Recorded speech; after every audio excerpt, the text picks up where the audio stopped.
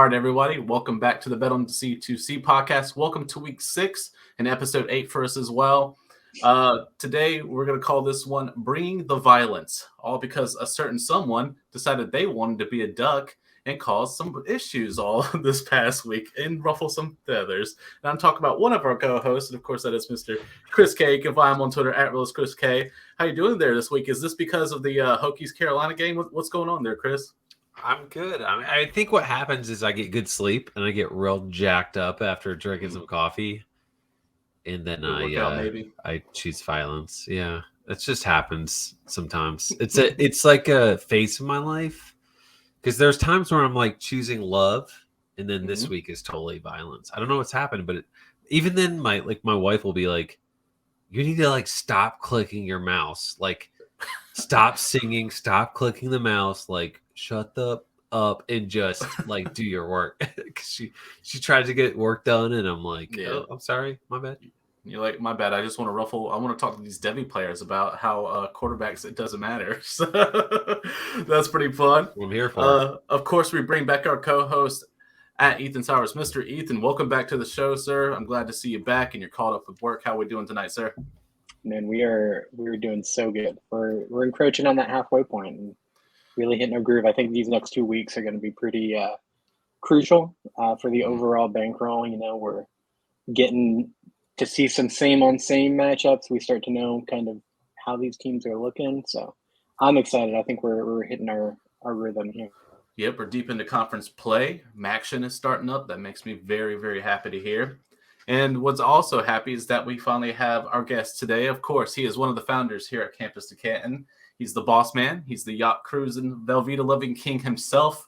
Mr. To Be Honest, Austin Nace at David Dietz. Welcome to the Bet on C2C podcast, sir.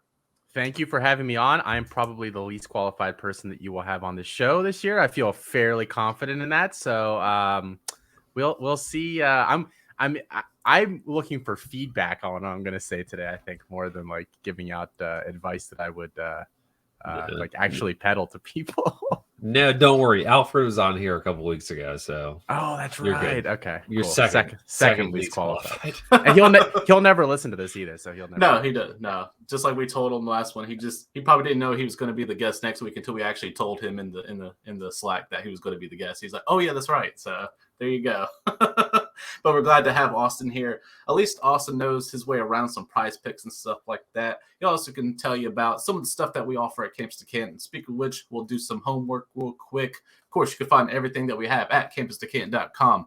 Articles, tools, guides, different memberships, and so much more. Anything and everything that you want from us is there. Even some of the tools that some of our members didn't even know that we had, right, Felix? So that means you get to have some stuff that's there. Everything that you could want research-wise is over there at Campus to Canton. So definitely go check that out. Austin, since you're here, let's talk to the listeners about the in-season edge, why you think it's something that we put together for it, and why I think it's a good idea for these guys to have this membership. Can you talk to it for the audience for me for real quick? Yeah, so our in-season edge membership gets you everything that's in our top tier membership, our NIL tier. And the reason that we created it it's just in season, it's September through December, is because it's cheaper than getting that NIL membership for 4 months. So you're saving a little bit of money, and then we're going to make money for you. For instance, if you use that promo code C2C signing up for prize picks, $29.99 right there, bam, free membership. So you get all of our articles you guys are writing every week, all of our betting picks, all that stuff. So I think it's a pretty good deal for in season. And Chris is winning people money. You guys are winning people money. I'm staying about 500, so I'm feeling pretty good about that. Yeah, I broke even this past week, so I can kind of feel the 50-50 mark there as well. But Chris took it home for some of us, and I think Ethan even made him some profit. So definitely getting some money, growing in some profit. That's what we want. Speaking of that promo code, of course, if you go to Prize Picks, use that promo code C2C. We get a matching deposit up to $100. Also, that helps you out with the in-season edge on there as well. Come support us, but at the same time, come have some fun with us. Of course, this show has it every single week for some of the ones that we like, but there's plenty on the board, of course. If you have that NIL membership, we're going to give you some stuff throughout the week. Of course, you have the good mornings that happen on YouTube, where you can see where Chris Moxley will drop some for you as well, but also you can get it on the tailgate as well. So there's plenty of options for you to hear some prize picks options for us here at C2C. So definitely use that code. help win you some money and kind of go from there. And then, of course, we're going to start with campus picks, of course, with prize picks. I think that's something all four of us know how to play pretty well, and we've done a little bit more of it, so we're more comped as well. We started with Mr. Chris K and, of course, myself, and I'm liking a lot what I see because all four of us have something very similar. I think maybe Ethan has Ethan has four of us coming up, and that's going to be interesting. We'll have that in the next slide. Ethan was feeling bold this week. Yeah, I think feeling real confident. Eventually, one of us is going to just throw 5 on there and said, let's go for it, But I learned my lesson from last season, so. But I went with Michael Penix, of course, Mr. Felix's guy. He's having a good season, guys. I have to admit that he's gone over the 26-point fantasy points a lot of the time. So I'm going to go with the over, especially against ASU, who's struggling. That's just trying to find some type of identity with Herm Edwards no longer the picture. And then Jaden Reed, who's been one of my personal guys that I've had on Dynasty here at CFF for a few years. Peyton Thorne is struggling, so I'm having a hard time deciding what I want to do. We can go over to K and the receptions because that would make more sense, a little bit more plausible. But for the fantasy points, even with the 5 receptions, that's only 5. If you're doing PPR, that's still not enough if he's not getting the proper yardage, which he's struggling with. So I haven't seen him go over 13.5 fantasy points in over 4 games. I think it was week 1 or 2 was the last time I saw that. So for me, I'm taking less on Jaden Reed at 13.5 fantasy points. I'm taking more for 26.5 for Michael Penix. K, you went Jaden Reed over 5 for receptions. Do you think because he's the main target there for Thorne, that's pretty much getting it done, or are you worried about Coleman, some of those guys as well? I mean, I think that Michigan State offense is going to have 2 guys, right? And I think both of them are going to be a clear top 2, but I think Reed's the guy overall, right? 13 targets last game. He came back from an injury and had 6 targets the week before.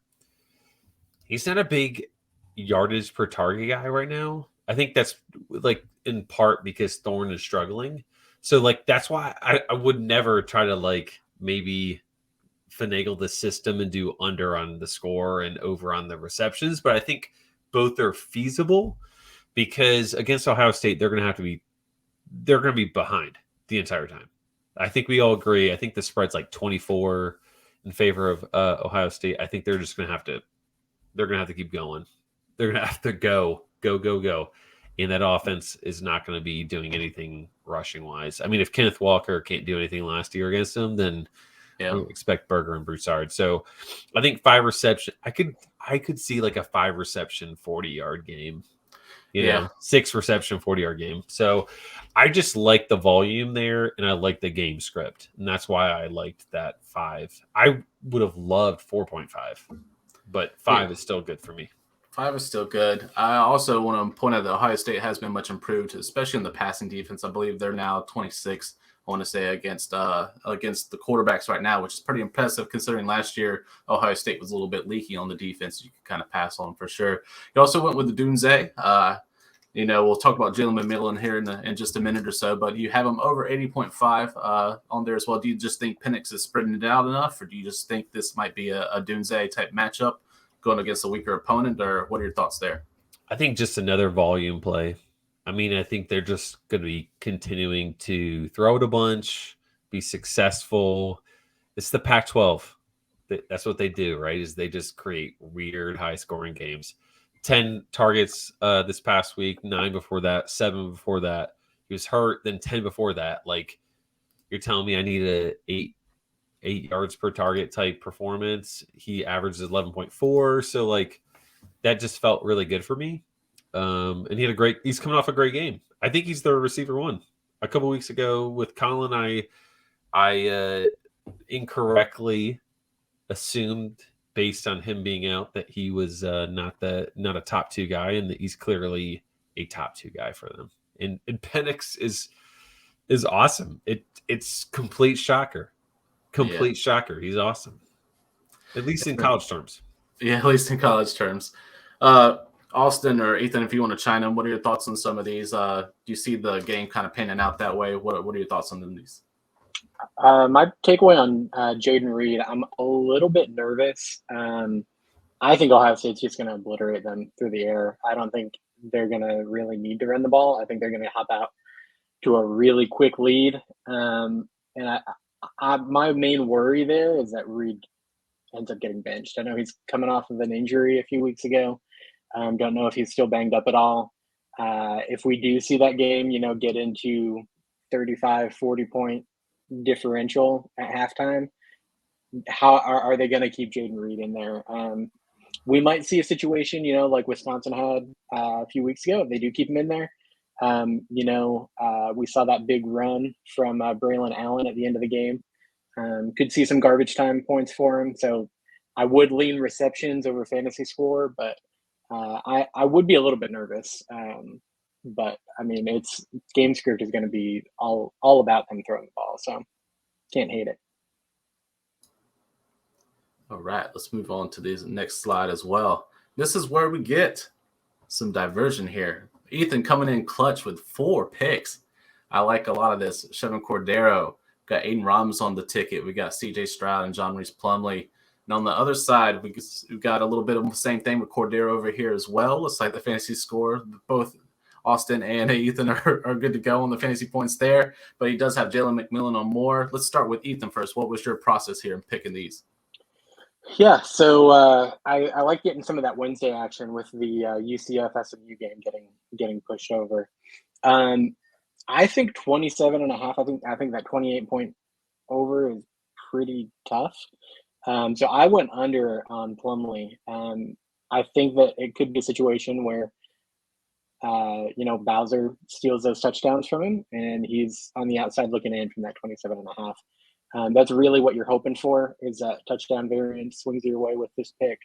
But I mean, SMU is going to make it a shootout. So I think that 28 number is pretty lofty. So I went less on that one. As I mentioned with Ohio State, I think they're going to just throw the ball all over the field on Michigan State this weekend. So went with the over on 26.5 on CJ Stroud. I think it's going to be, a 5 or 6 touchdown game for him.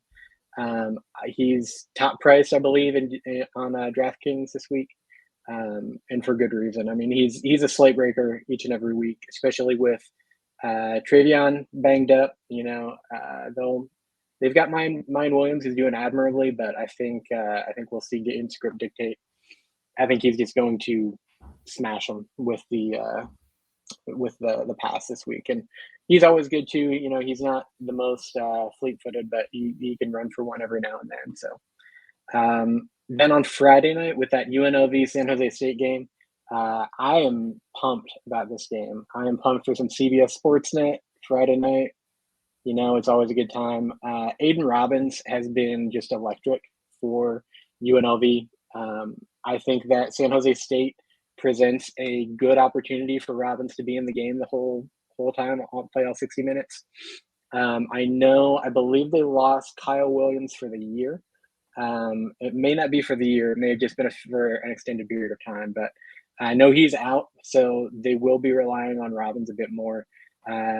This is another one of those touchdown variance games where, Doug Brumfield is going to be the guy outside of Robbins, and he can vulture some of those touchdowns away with his running ability.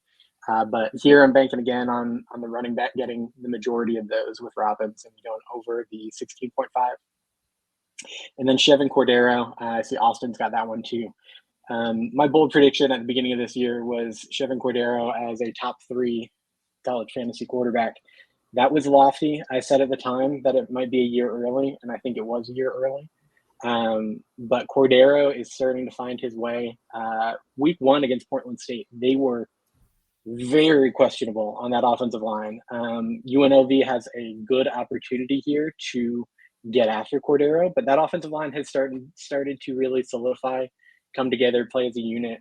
I think anytime you get as many transfers as San Jose State got, you're going to have some continuity issues and communication issues early.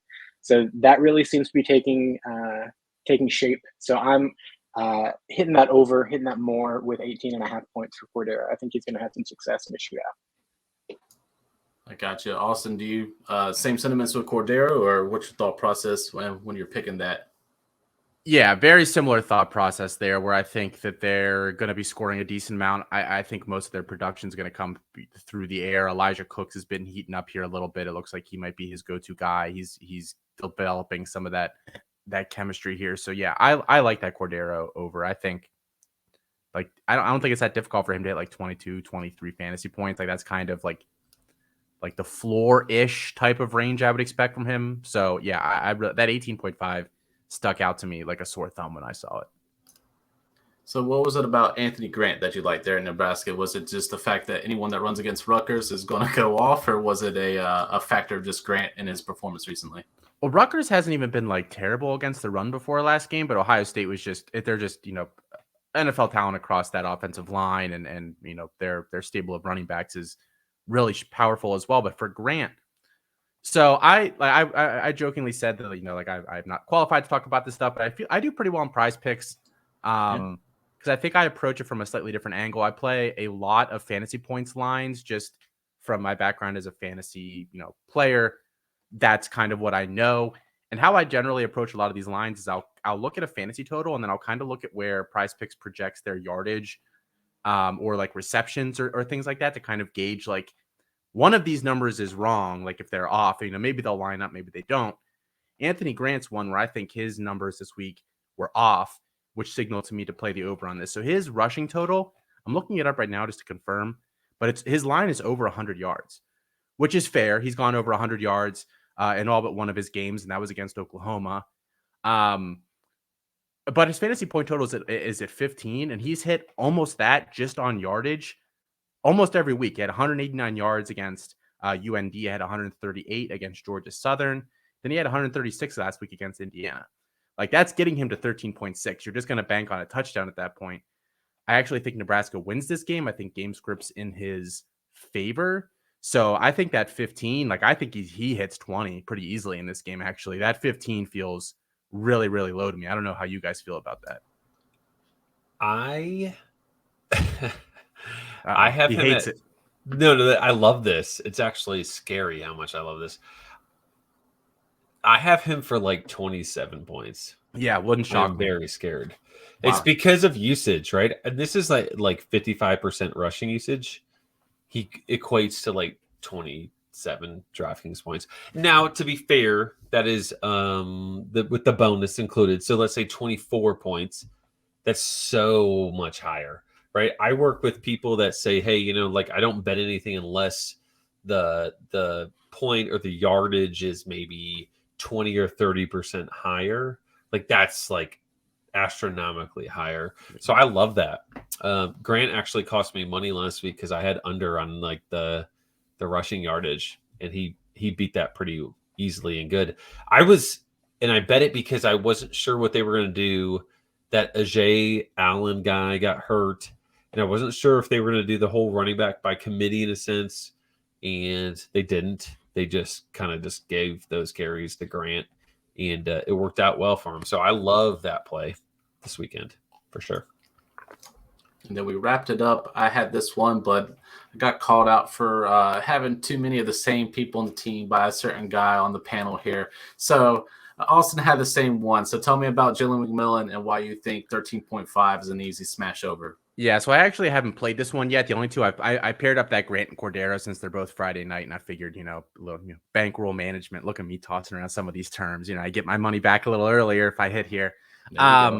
So I like McMillan to hit this because again, it's PPR. He's hit over 13.5, and I believe 4 out of his 5 games. He gets a pretty decent amount of targets there. And the thing about Washington is like the game script in this game against Arizona State probably works like, they're going to be up the whole time, but they don't really run the ball. Like they don't really have effective running backs on that roster. Like they try a little bit, but if they want to, continue to move the ball, they're going to have to pass it. So I think McMillan gets 7 to 10 targets somewhere in there. If he turns that into, 5 catches for 80 yards, like you're in the range. So I like that 13.5 over. I actually kind of liked a lot of the overs. I mean, you guys already talked about Adunze, but and Penix. This passing offense, I just don't think Prize Picks is quite caught up to it yet. It's one of those offenses that for whatever reason they aren't pricing these guys adequately yet. They probably watched Penix throw a football, to be honest. Yeah. They just watched him throw it, but not actually get it completed. Yeah. So it's working. Yeah, I love that one too. Ethan, I don't know what you think there, but like, I think from a DFS standpoint, I love Adunze. like in terms of a DFS standpoint, but like I think the numbers push a lot towards McMillan. Like in terms of you look at targets in the last couple of weeks, right? Like 10 and 9, both of them, and then the third week in the past, 10 versus 7 towards McMillan. You know, McMillan was hurt the week before that. Like I think there's a lot of reason to think that McMillan could have a huge game coming up, and Odunze could be like that second guy, and everybody's going to be on Odunze. So I think from a DFS standpoint, not necessarily a prize pick standpoint, that McMillan could be a really, really nice pivot type of play. In this week or next, it really is. It's coming eventually. We have to just kind of stay true to it and just follow the numbers. McMillan always feels like the floor play of the two for me personally. Like I think he's just kind of locked in usually with his targets, and then touchdown, you guys touchdown variants, or maybe he breaks a long one or something. That's not really how they use him. So I like 13.5 feels low. Like I just feel like his floor is around 15, 16 points. Like even if I'm playing fantasy, like if I need somebody to score me 30, I'm probably not starting him. But if I just need someone to score me like 18, I like slotting him in there for that total. Yeah, I'm interested to see too, how Arizona State's going to play in the post-firm era. Heard something saw something on Twitter about players leaking information to opponents and an attempt to try and get Herm fired. Which is outrageous to me. Like, if that's not true, that's quite the accusation that was going around. But I'm interested to see if they step up a little bit. I'm not worried about the matchup. I think Penix will play decently, and I'm still thinking that McMillan's the number one in that offense. We've seen just such up and down, and I think part of that is system oriented too. I know when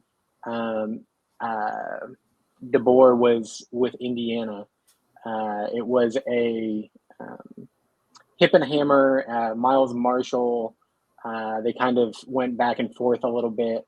And there was one other big wide receiver. I forget who it was, but he Freifogel? Yeah, Ty Freifogel. I forgot hip and hammer was at Indiana. Wow. Yeah, Freifogel and Marshall really were back and forth, which was really interesting. They'd each have their big weeks.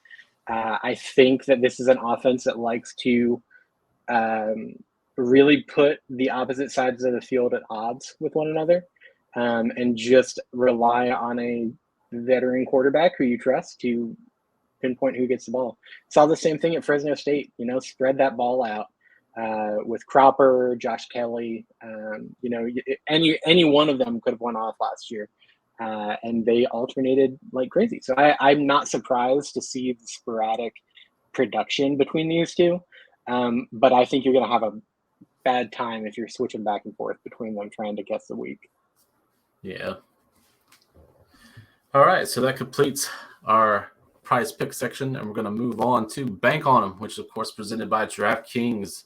We have our DK lineups, and I want to show first for the YouTube audience so they can see both slides, just so they see it. And then, of course, for the audience that is listening, I'm bringing up the fact that Max Duggan is dominating all four of these lineups for the most part.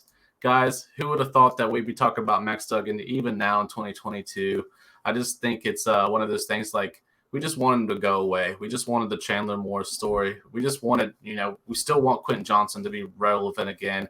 That's something I was able to be on the Ankle Biters podcast with Farnsworth and Owens, and it was just one of those things. It's week 6. They're writing up that the breakout is still coming for Quentin Johnson, but I don't know if I'm ready to do that. If you're redrafting the CFF, I think it's time to drop the guy. If you're in Dynasty, I think he's, a junior, if I'm not mistaken, so he might have a year if he chooses to stay, but he's better off just announcing it for the NFL draft and going and prepping now. So with that in mind, starting off, I did go with Davis at TCU because I still think there's some points to be had, especially in that offense, the way that Duggan is throwing it around. And I think, especially against KU, which is probably one of the best matchups I'm excited to have, especially, that I do see where others have gone a little different. For me, I took Tulapapa, which is there at Washington, of course, the former Virginia running back. I think he's got a good opportunity there against ASU. Whereas for over here, I got K with Odunze going in the flex going with it. So it looks like we are looking at similar matchups. And then there's a lot of Aiden O'Connell, and there's a lot of Chuck Sizzle, which I love to see. He's still getting priced. These prices are weird. I think we talked about in the Slack. So as long as our boy Charlie Jones stays upright and he stays healthy in the entire game, he's going to blow past the $7,000. He's going to probably triple that amount. Kay, we'll go with you. What's some of your process here when you're looking at? I see a Justin Shorter sighting, which I haven't seen in a hot minute, so I'm interested in that. What's your thoughts, man? Yeah, I got a little weird here. Well, I don't necessarily stack Richardson by any means, but I do like Shorter, generally speaking, and he's very cheap. I mean, Florida gets very condensed when they play real games, and by real games I mean like actual. It's maybe a little bit different these days for Florida than maybe 10 years ago, but like South Florida, Tennessee, like they play those teams, they throw to 5 or 6 guys, and Shorter's very seemingly at least they're very the receiver too.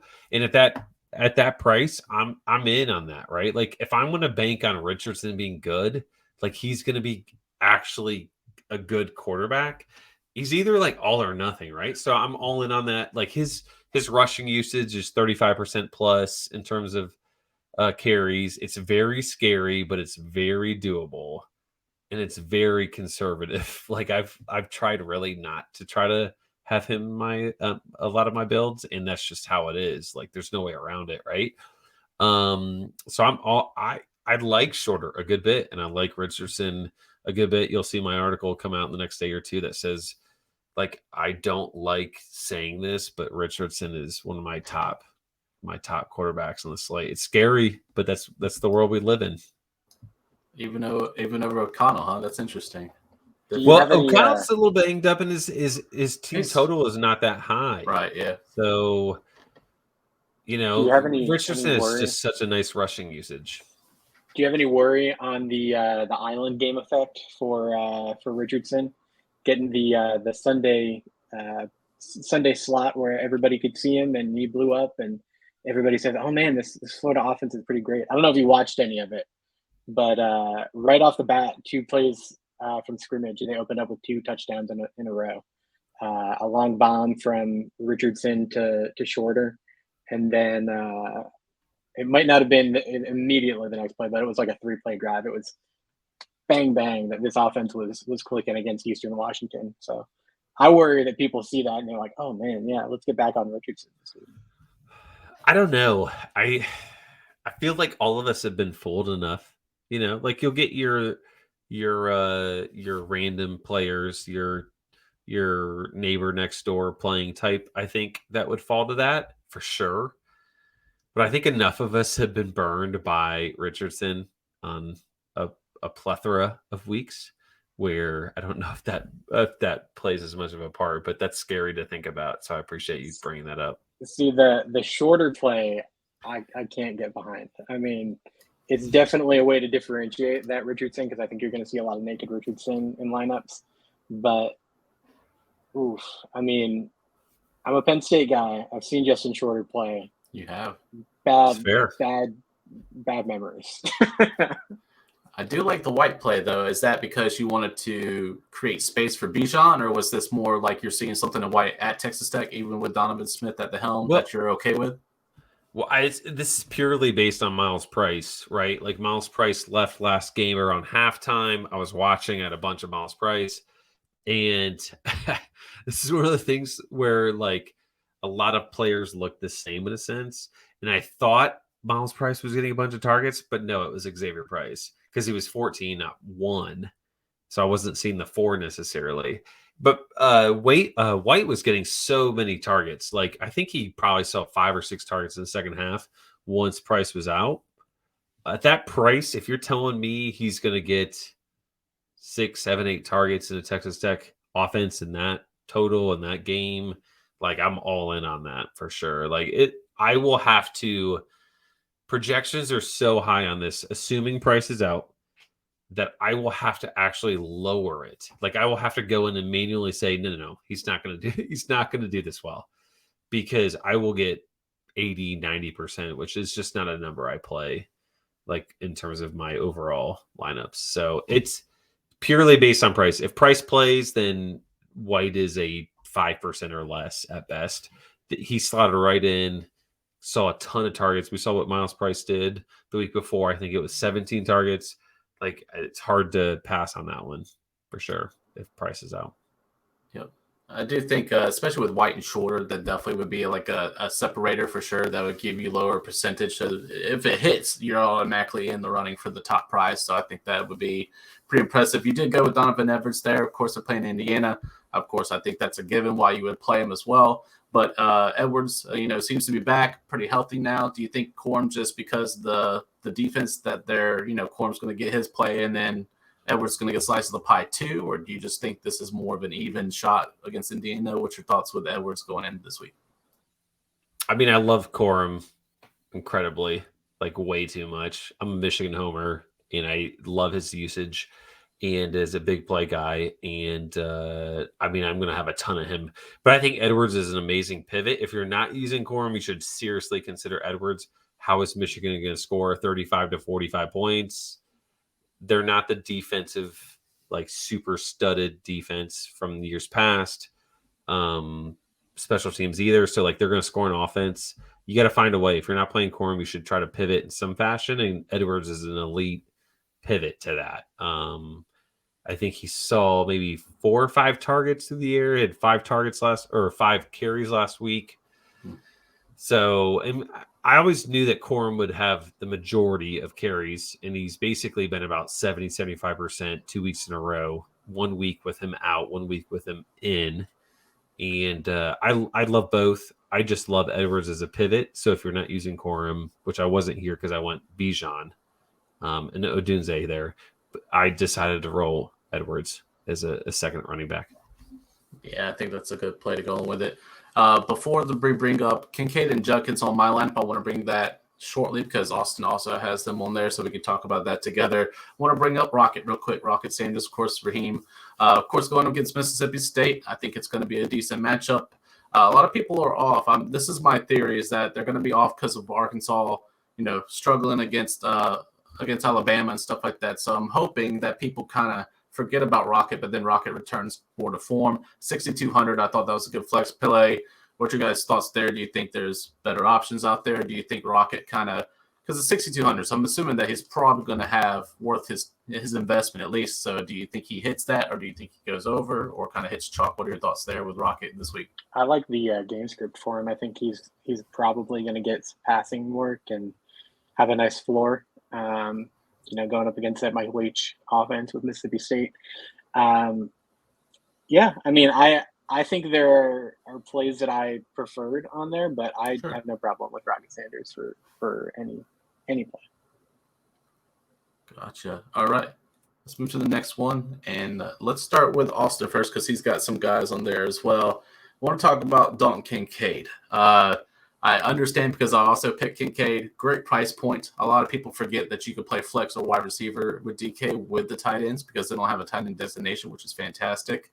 And I think he's the focal point. And against UCLA, I think it's necessary for them to kind of keep with the game script of UCLA, especially with DTR, Jake Bobo in the mix. Was that the same process, Austin, when you were thinking about Kincaid as he's like that main target and running back issues going on with Utah kind of leads to that thinking? Yeah, and the thing for me is I think he's almost guaranteed to score, like almost guaranteed, just because this Utah offense, like they target the tight end so heavily, especially in the red zone, and his compatriot Brant Queeth out for the season here now. He scored 1 last week. He scored 2 the week before that. Like even if he doesn't get a ton of targets, and he usually gets 4, 5, 6 somewhere in that range targets, which I think is decent for a price this low. Correct me. I honestly don't know. It seemed decent to me. I feel pretty confident in a touchdown gets me double-digit points with him. I don't know. That seems pretty good to me. I could be totally off base on that. But the fact that one of the rest of you played it first, because I put mine on the sheet first, and I was like, this has the potential for them to just laugh at me for 20 minutes. But one of you also went with Kincaid, so I'm hoping this was also your thought process. No, I just think the price point's perfect. I think he goes over that and gets your value back not tenfold, but definitely double for sure.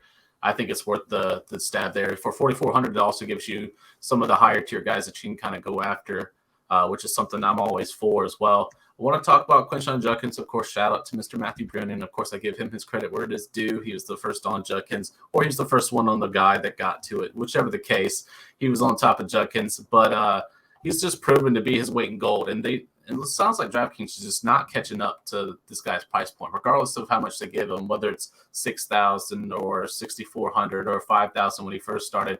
He's over every single week going over what his price is worth and kind of doing it. So I definitely agree there. Against Vanderbilt. So Ethan or Austin, if you want to talk about Judkins and why you chose them this week.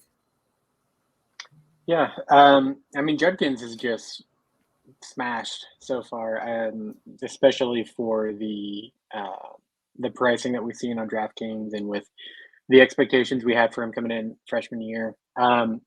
Obviously, with Vanderbilt, you assume that Ole Miss is going to be able to jump out to a decent lead. I believe I saw that Zach Evans was a little bit banged up. I don't know if that's correct, but if we know that either way, Evans is going to want to manage that workload. He's not going to be the workhorse. We're going to get a timeshare. Judkins has, come through with some big splash plays, so I'm not really needing a huge volume from him. At 6,400, you're hoping that you get that.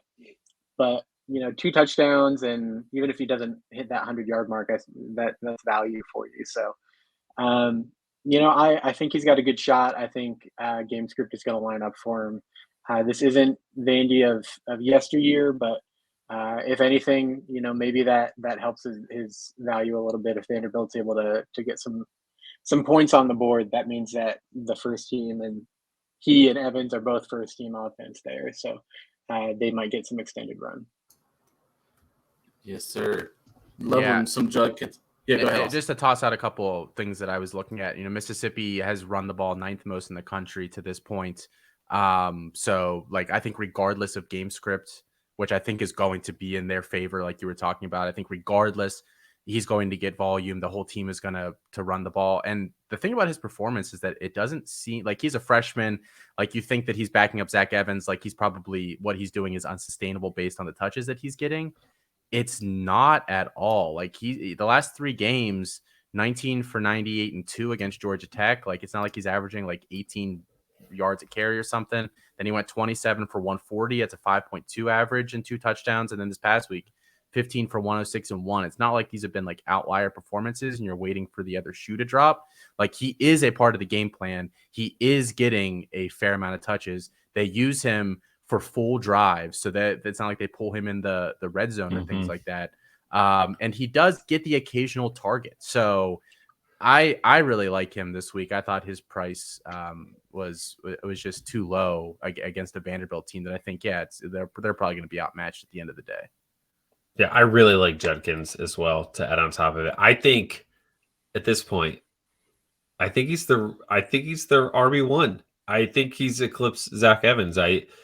Zach Evans has come in with a lot of hype, and rightfully so. At TCU, he was awesome in small spurts, but he's been banged up. And Judkins has just come. I think it's one of those Wally Pipp situations where he comes in and he is amazing, and he's a freshman versus a guy that's going to go to the draft sooner rather than later. So if you're Lane Kiffin, why not? Right, invest in Judkins and keep him happy.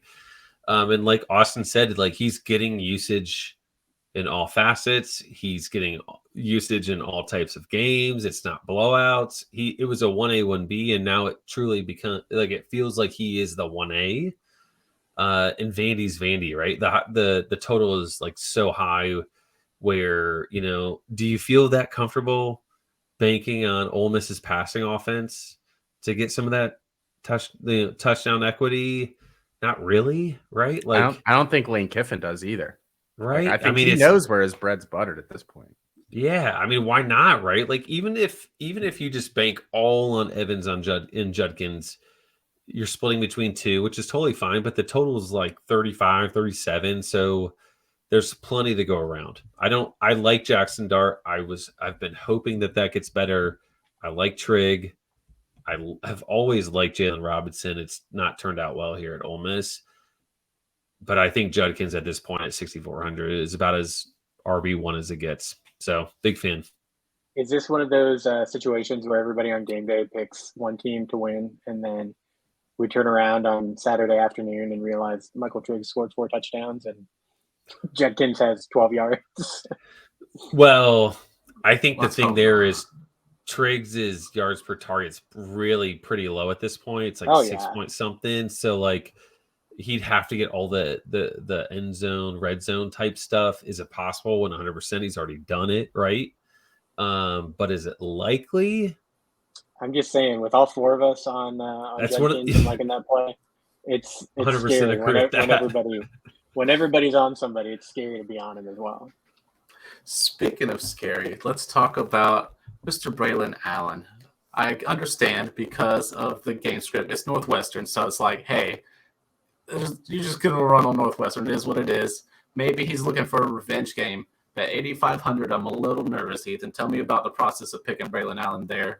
Is he chalk for you just because of the matchup, or is it are you not worried about the price point there? Scared money don't make money. That's the motto. That's right. We're playing tournaments and we're looking to leverage some ownership. Everybody's going to see that 2-yard performance that he turned in last week. I am a huge Jim Leonard fan. I think he is going to really have that locker room fired up, ready to play this week. Defensive coordinator turned interim head coach. I've heard some rumblings that Barry Alvarez was hearing some rumblings that Jim Leonard was going to be looking elsewhere for a job at the end of the year. And that may have played some factor into the decision to let go of Paul Chryst. So I really think that Leonard is going to get these guys fired up and ready to go. I think he knows Wisconsin football. He played there for 4 years. He was a great safety in his day, and he is going to return that identity of hard, smash mouth Wisconsin football. And there's really no team better to do that against than Northwestern this year. I know Penn State struggled a little bit with them last week, but the weather was a huge factor in that game. Freshman running backs couldn't hang on to the football, and I mean there was issues there. But this seems like a classic get right spot for Braylon Allen with an opportunity for depressed ownership. I'm loving it. I really think that he's going to have a good game. If he doesn't, that's part of it. But if I can get Braylon Allen sub 12% ownership, I'm happy here. We'll touch on our guy Emeka Egbuka, of course, with the hit or miss and if JSN is playing or not. This is the great thing about Ohio State. They have so many weapons that are NFL ready, out of the get-go, that they can afford to just let JSN, rest and get better. This is his year before he, graces us in the NFL and stuff like that. So he's in no rush, to come back banged up or anything like that. So Emeka Egbuka and a couple of the others have been the target for C.J. Stroud. So I think this is perfect. At 6,700, I think it's criminal. I think he'll go well over this, especially against this mismatch where our Michigan State looks like a hot mess express. So I definitely, I think this is a good game. This isn't one of those games like last year where it was a little bit closer than what we thought it was going to be. I think this is the Ohio State train. You just kind of keep on rolling. So I definitely like that there. I want to touch on some Tennessee wide receivers. There seems to be a variance, and I think I know why on one of them. But let's talk about Mr. Jalen Hyatt. I don't think we still have Cedric Tillman back yet. So until his return, we have Hyatt and Mr. Brew McCoy, fan of the show, that we have. Avid listener. Avid listener, Chris K enthusiast. He's quite the guy there, Mr. McCoy. So you went Hyatt. Do you just think it's the safer play? Or are you just not trusting Brew to go over the projection? What's your thoughts there? Yeah, I mean, with Tillman out, I think that it's a situation. I think Hyatt is going to be the leader in targets while Tillman is out. Hyatt seems like he is the possession receiver. Brew seems to be the go up and get it target. I think that Tennessee may struggle a little bit moving the football against LSU, just compared to what they've been able to do and the fact that Tillman is out. So I'm thinking that they're going to be throwing the ball a lot. I think that Hyatt is going to be able to rack up 8-9 catches in this game. I think he's going to really benefit from a higher workload. But it is a little bit of whack-a-mole with these two. I think either one of them could have a nice game. One of them needs to have a big game if Tennessee's going to win. But this is kind of like the Igbuka play in my mind. With Igbuka, I'm really just looking to get a piece of that offense that fits in with my salary. I went Hyatt here. I think he's going to have some lower ownership. I think McCoy is going to be popular after he had his big game against Florida, I believe that was, and he was able to pop a little bit. I think he's going to be popular. So going with Hyatt, I think you have the benefit of a little bit of lower ownership and hopefully a pass-heavy script. He gets the larger chunk. And Austin, for the record, why choose Brew McCoy? We've been avid non-Brew fans. Why the change of heart, good sir? Yeah, so I'm actually not a Brew McCoy fan either. I argued with this slightly about Chris, and I knew there was no chance in ever changing his mind about this. So I said like my one line piece, and that's it. I don't know if Brew McCoy is actually good at football. Like when Tillman and Hyatt are healthy, he's mostly a non-factor. You have to hope that he's just, one of his 3 targets is a touchdown in the red zone somewhere, because I just don't think he's a very good football player. There's a reason that he's bounced around a little bit beyond some other things. But regardless, I thought he's cheaper than Hyatt. And this is one of those instances that I love in fantasy football where I think Ethan and I were working on the exact same wavelength, and then we got to the conclusion, and I just have a totally different conclusion than he does. Like, I think they're going to pass the ball a lot in this game. I think that Hyatt is the possession guy, but McCoy out-targeted him the last game when they were both starters here together. And I think McCoy basically steps into Tillman's role more or less. Like, he's the only guy on that team that can really do what Tillman does at this stage. Like, the rest of their receivers to get him, like Ramel Keaton, whatever. He's like Velus Jones. Like, he's been there for forever. You have Hyatt, you have some of these other guys. Like, he steps into that role the best. So I think, last game as like the guy, 5 catches, 102 yards and a touchdown. I could see a similar performance in this one, 5 to 7 catches, around 100 yards and a touchdown. I like that at that value. And so I like him while Tillman is out to fill that role. I don't love Hyatt.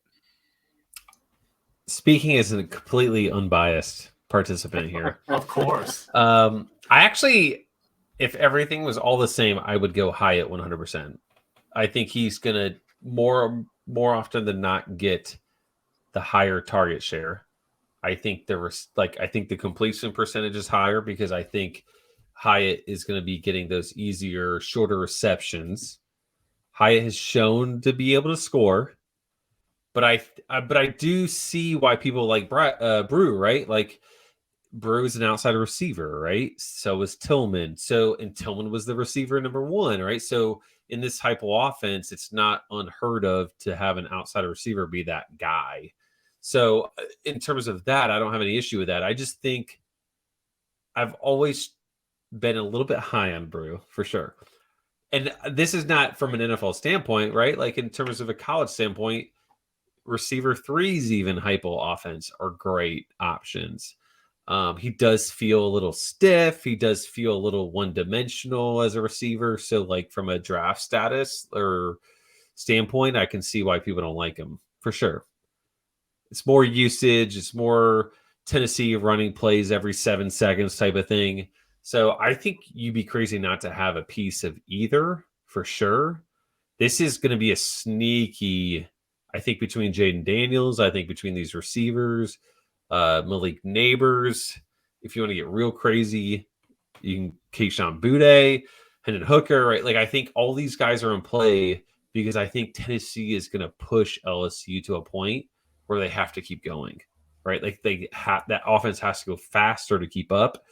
So I like a lot of guys in this game in some regard.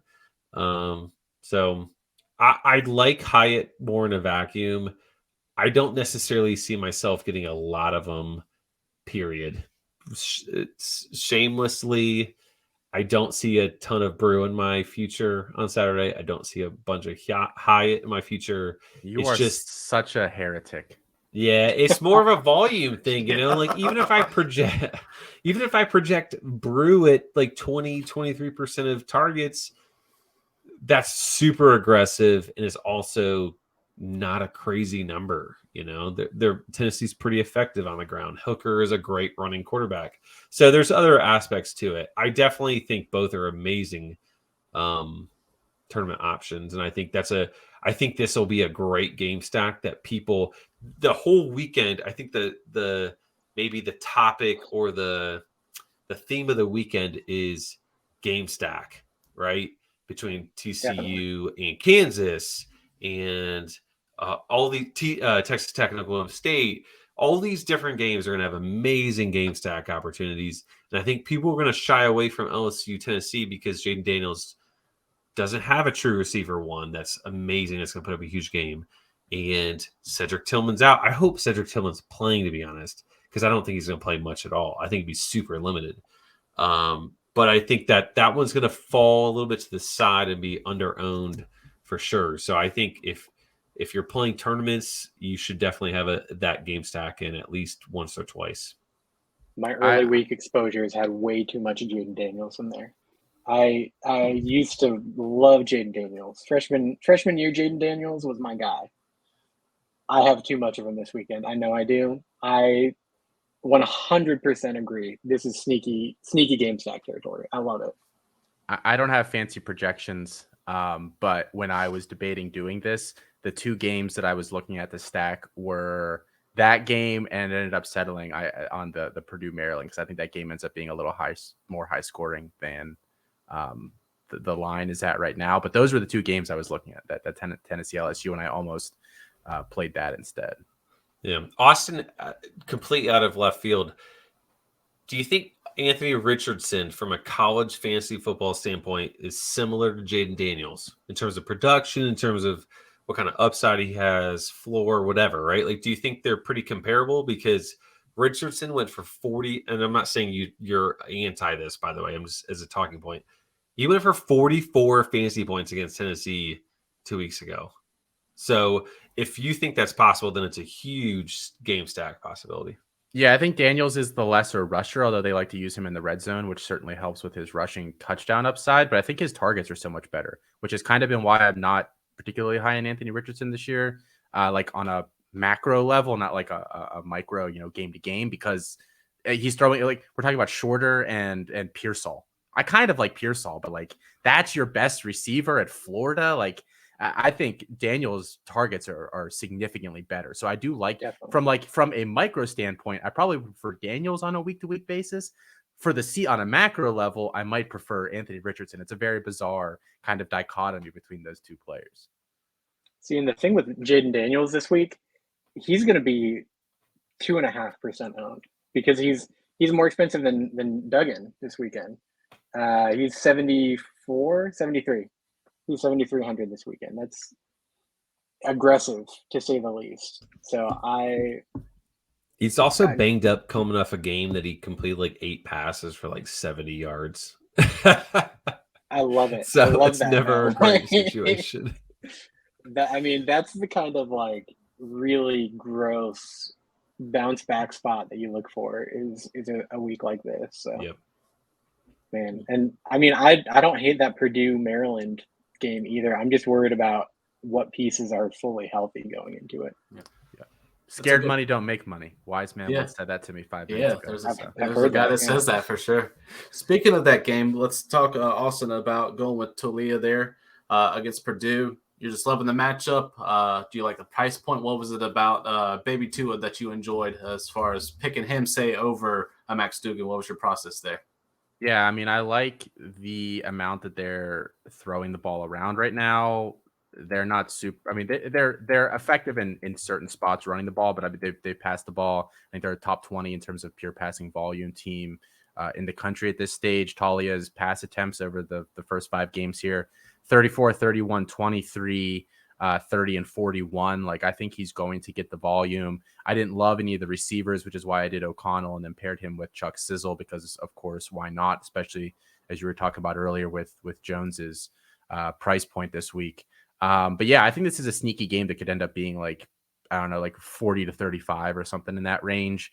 I'm not like banking on that, but I think, from my limited knowledge of this stuff in terms of play, you're kind of trying to, if you can find that stackable game that maybe scores higher than people think, then that's your path to winning. I think this week, this game could be that game. So I like Talia in this matchup. Yeah, I think you did really good about going outside the box and separating yourself. So if you were to put this in there, I think Talia probably has a little bit less percentage owned, especially over Dugan. So I think that might separate you, if he does decide to go off. So I think that was a pretty good play there. I want to touch on Javante Barnes over there, Ethan, one of my future freshman guys. I enjoy seeing him on the roster there. Was it the factor of Major still being a little bit banged up and he's playing, or is this because Eric Gray's out of the picture, or do you just think Barnes is going to take over this backfield here shortly? Yeah, I mean, it's an all of the above scenario there. He's same price point as Kincaid, so definitely considered Kincaid in that flex spot.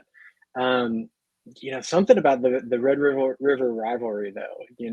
It's a game where stars are born. Yeah, it is one of those games where somebody unexpected steps up and is made the hero. Javante Barnes has looked solid in the work that he's been given, especially last week. OU, it's kind of gross in the past few weeks. I think that everyone's going to be up for Texas State Fair. It's a great time. I like Barnes's opportunity at 4,400. If Majors and Gray are still banged up, he's looking at a future role in an offense that is going to run the ball more than they throw the ball, and I think they'll want to try and keep Texas off the field, especially if Ewers is healthy and playing in that one. So I like Barnes there. It was a little bit of a price point squeeze him in with him and Nehemiah Martinez there. I know that the Xavier White play that Chris had mentioned is another low cheap cost play. I think Nehemiah Martinez is a little bit more consistent than Xavier White. White has he got, I believe, 10 targets last week. Nehemiah Martinez, I believe, came in around 6. But Nehemiah Martinez has had 6, 5, 7 targets, the last 4 games. He was the one who stepped up when Miles Press went down, I believe, against Houston. So I think it's a situation where we could see more Martinez, and Martinez has scored touchdowns. So we're looking for 3 or 4 times the salary in terms of value whenever we're plugging guys in. So we want, 12 points for Nehemiah Martinez. I think on 6 or 7 targets, I think that's highly doable. So I like him and Javante Barnes there as some cheap plays to be able to get up to Allen, be able to get up to Hyatt. Yep, I do like that as well. On the other side of that Red River rivalry, of course, Austin going with Xavier Worthy. He's back, right? We finally see signs of life, and now he takes on a team where we're not sure about the quarterback. We're not sure what's going to go on that side, but we know it's probably going to get played close regardless. There might be a shootout potential here as well. Was that the process? And the price is beautiful for Worthy, 6,300. So a lot of people, I guess his early production kind of scared some people off, but now at 6,300, I think this is a steal, man. What was your process with Worthy this week? Yeah, a couple different pieces of information kind of factored into the selection. One, I thought he was a little more banged up than I think he actually is. Last week kind of showed that with his production there. I am working under the assumption that Ewers plays in this one. When they were together, Ewers and him in that, basically that one quarter against Alabama, he looked Worthy's way often. He looked Worthy's way often deep, and he looked Worthy's way often in the red zone. So those are great places, especially because Oklahoma, at least the past couple weeks, has been giving up some explosive play opportunities. I think there are some of those there for Worthy. Wouldn't surprise me if he has a real long one and then gets quite a few targets elsewhere. And the price was just too low to pass up. Like I looked at that, and I think this game, Red River, like you guys said, like I think that has potential to be pretty high scoring. So I really liked him here.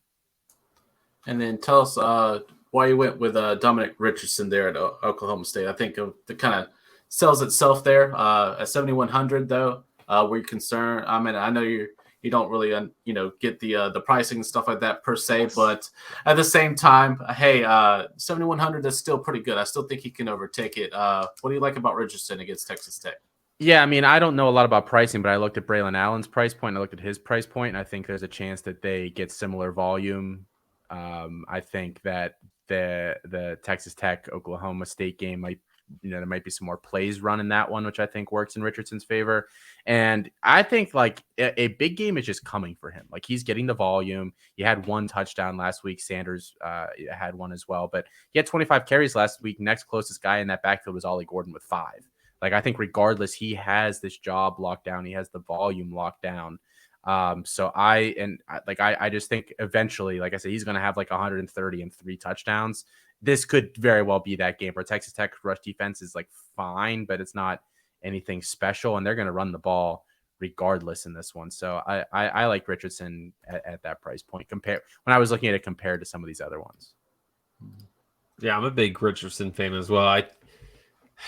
I have him as like a top 5 or 6 type play in terms of projections overall, and that includes quarterbacks. He's just such a high usage guy in what it will be a high scoring offense. Spencer Sanders has been great for sure, but he doesn't command like the passing touchdowns, generally speaking, that like others do. So I love Richardson. I love Kincaid. I'm curious to see what they do.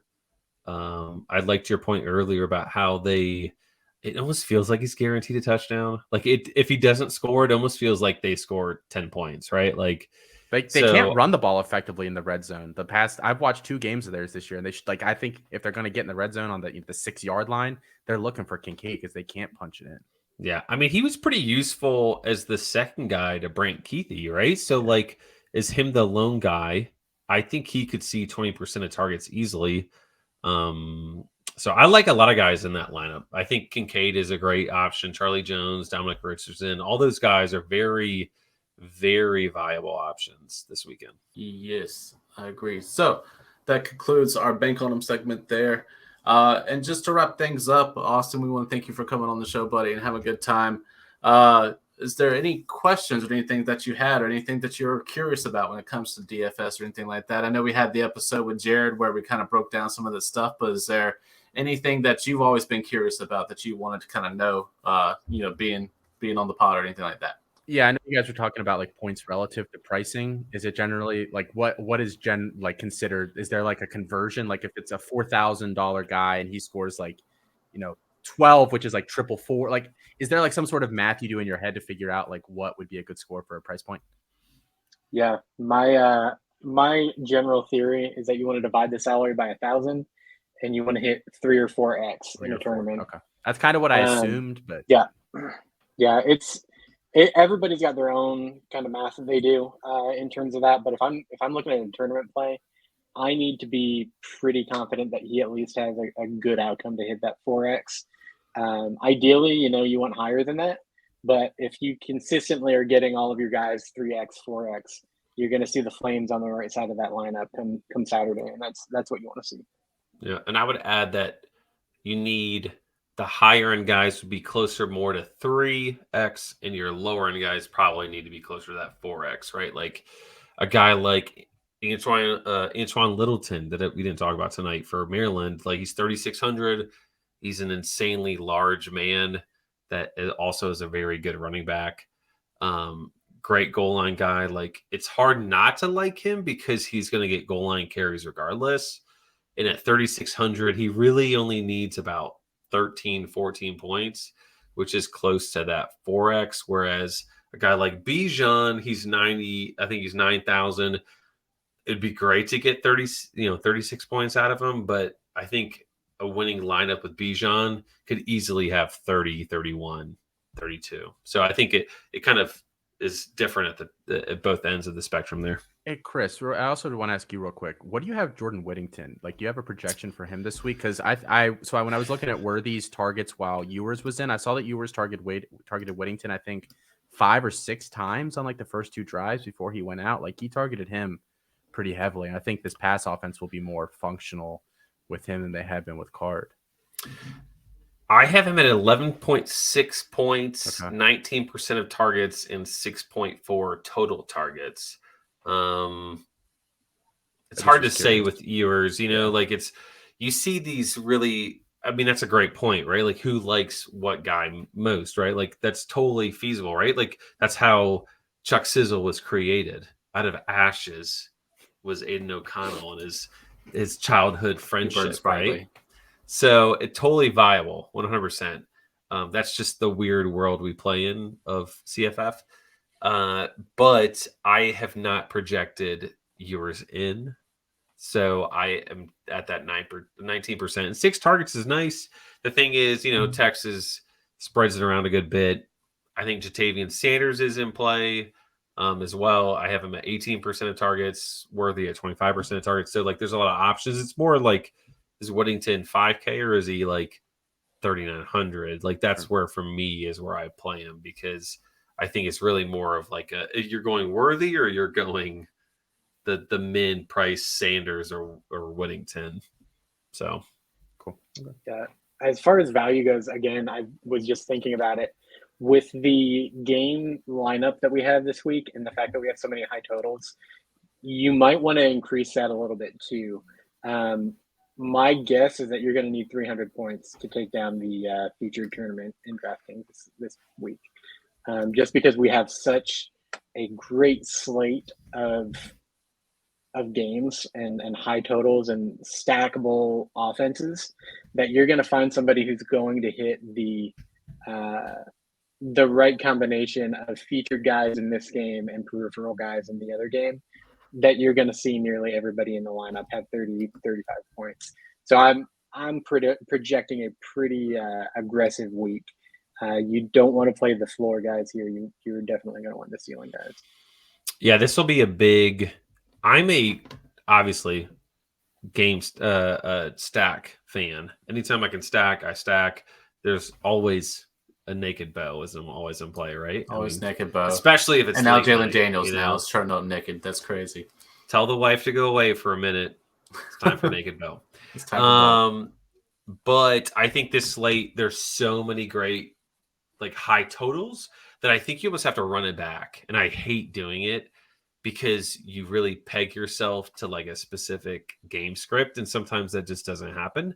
But I think considering I think there's like 13 games, right? Like maybe one game you can ignore, like Wisconsin Northwestern, maybe 3 teams you can ignore.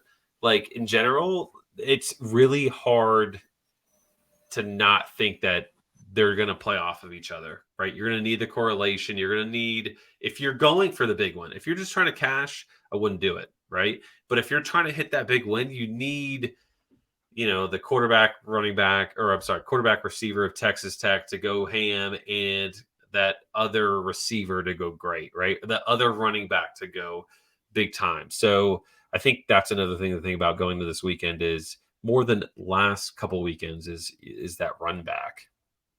So I don't want to get too insider baseball here with you, Chris, but with the Fantasy Cruncher optimizer, are we thinking about creating a new rule set with a run back in play? I mean, I would, yeah, for sure. I'm testing something else this weekend, but I would totally do a group of, hey, if I use, what I would do is I would stack all my quarterbacks that I like. Let's say Hendon Hooker, right? Like I would stack Hendon Hooker, but then I'd say, hey, if I use Hendon Hooker, then I need to use one of Jaden Daniels, maybe Josh Williams at running back, which could be super sketchy, especially since he's mid-price. Neighbors, Booty, those types. That type of situation, 100% in play. Oof, that's rough. That always jams up my my ownership, but I think it is necessary this week. All right. Well, I think we did good. Austin, did you have any other questions, or was that the main one that was the burning one that you had in your mind? That was it. Yeah. Thank you guys for having me on here. I feel like I learned something. So I wish I can't play my lineup in PA. So I know. But what's the closest state for you that's legal?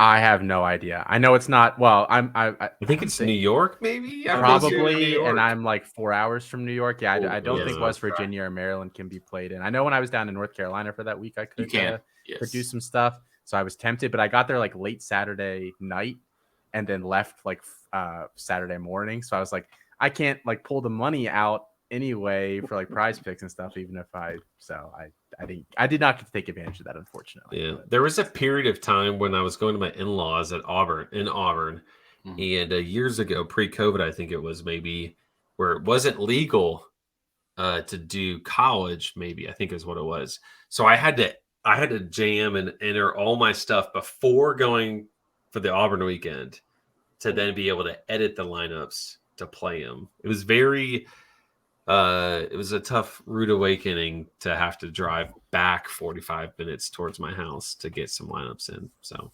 learned my lesson real quick. Dedication. Yes, it is the price we pay to play DFS. Austin, tell people where they can find you. Some of the stuff we got coming up to Kansas to Canton. You're the perfect guy for that. So tell them what we can look forward to for the rest of the season. So at Debbie Dietz on Twitter. Everything I do is at campustocanton.com. I don't go anywhere else. And I'll give do you want me to give a sneak peek of something we have coming out? We haven't announced it at all yet. Yeah, let's do it. Let's do it. This feels like a great show to do it on. We are going to be releasing a new section of the website within the next month, probably sooner than that. That might be really interesting to you if you're playing any CFF Dynasty, really, really deep Devi or C2C leagues in terms of high school players. So keep your eyes peeled for that. Ooh, that makes my other podcast very happy to hear. We might be having to put that into play, so I'm excited to hear that. We'll be chatting, I'm sure. Yes, please. Of course, we got Ethan and Chris. They got their articles coming out. Of course, for that subscription base as well. If you're an NIL member, you're going to get those. So please look out for those. And don't forget the Discord's there. So, of course, if you have our membership, Discord, NIL, those are the ones that you want to check out. Of course, if you want to talk to us there, we can be friends. We can talk about, who you're picking on prize picks and stuff like that ahead of, what you get there on Saturdays when everyone else is in the general chat asking stuff like that. You kind of get the advance there as well. Ethan, you got anything coming up this week?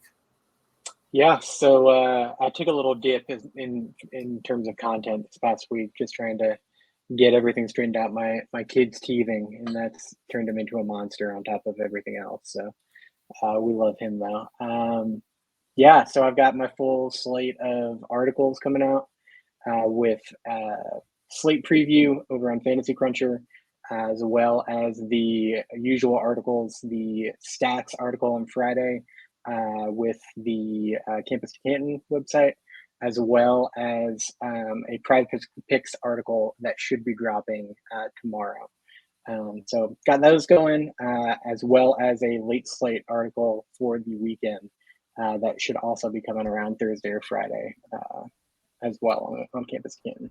Are you worried about the pun? Are you worried about the title pun? I was going to ask, is there any butt puns coming? That's what I'm going to I haven't taken a look at the late slate, but something, it's Jeff Goldblum. He knew what he was saying. Life finds a way. So I think we'll find something that works. Got a big shoes to fill though, Chris. Well, thank you. Appreciate that. Yep. I'm excited for the puns. They're one of my favorites. And you should look forward to it as well. But until next time, we will see you next week, guys. Peace.